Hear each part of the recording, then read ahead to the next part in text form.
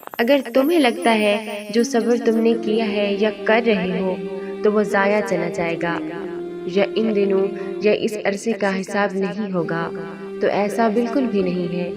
اللہ تعالیٰ فرماتے ہیں کہ اگر کسی مومن کو کوئی کانٹا بھی چبھے اور وہ اس پر صبر کر جائے تو اس کا اجر خود اللہ کی ذات دیتی ہے۔ چونٹی کو جو مسل کر آگے نکل جاتا ہے، اللہ اس چونٹی کی فریاد کو بھی سنتا ہے۔ کسی کو ریت کے ذرے کے برابر بھی تکلیف دو تو اللہ اس کا بھی حساب رکھتا ہے۔ یہاں تک کہ اگر تم اپنے جسم سے ذرا سا ماس بھی اکھیڑتے ہو جس کی وجہ سے تمہارے جسم کو ذرا سی بھی تکلیف ہو، اللہ اس کا بھی قیامت والے دن حساب لے گا۔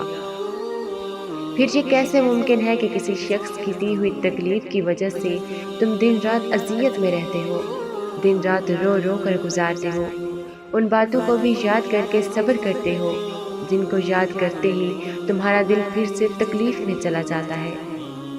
اللہ تمہارے اس صبر کو ضائع نہیں کرے گا، اللہ سب کچھ دیکھ رہا ہے۔ قرآن پاک میں اللہ فرماتا ہے وہ تمہیں دیکھ بھی رہا ہے اور سن بھی رہا ہے۔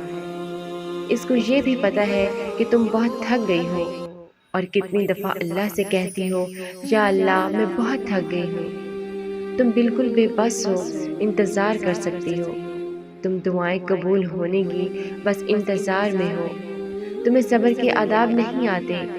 اللہ یہ بھی جانتا ہے، وہ یہ بھی جانتا ہے کہ جب تم اس شخص کو خوش دیکھتی ہو تو کتنی تکلیف میں چلی جاتی ہو اور کبھی روتے روتے کہتی ہو یا اللہ یہ کیسا انصاف ہے۔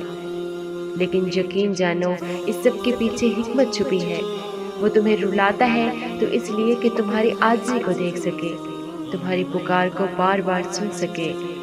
حالانکہ جو قصہ ایک بار اس کو سنا دو وہ دوبارہ دہرانے کی ضرورت نہیں پڑتی۔ وہ تمہارے آنسو، تڑپ اور صبر سب اکٹھا کر رہا ہے۔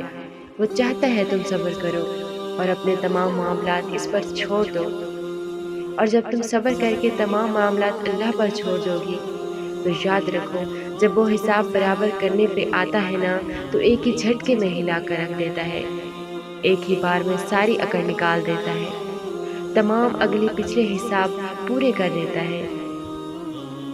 جب رسی کھینچتا ہے نا تو ایک ہی بار میں اپنی لپیٹ میں لے لیتا ہے، جو تمہارے اور میرے بدلے سے کہیں زیادہ بہتر ہے۔ دیکھنا ایک دن تم شکر کے سجدے میں ہوگے اور آنسو سے تمہارا چہرہ اور جائے نماز بھیگ چکی ہوگی۔ تمہیں سمجھ نہیں آئے گا کہ کس طرح اس رب کا شکر ادا کرو۔ تمہاری وہ دعا جو تمہیں ہر نماز میں یاد آتی ہے، جو تم سجدوں میں گر کر مانگتے ہو، جو تمہیں بے چین کرتی ہے، وہ ضرور قبول ہوگی۔ وہ صداؤں کا جواب دیتا ہے، یقین کرو۔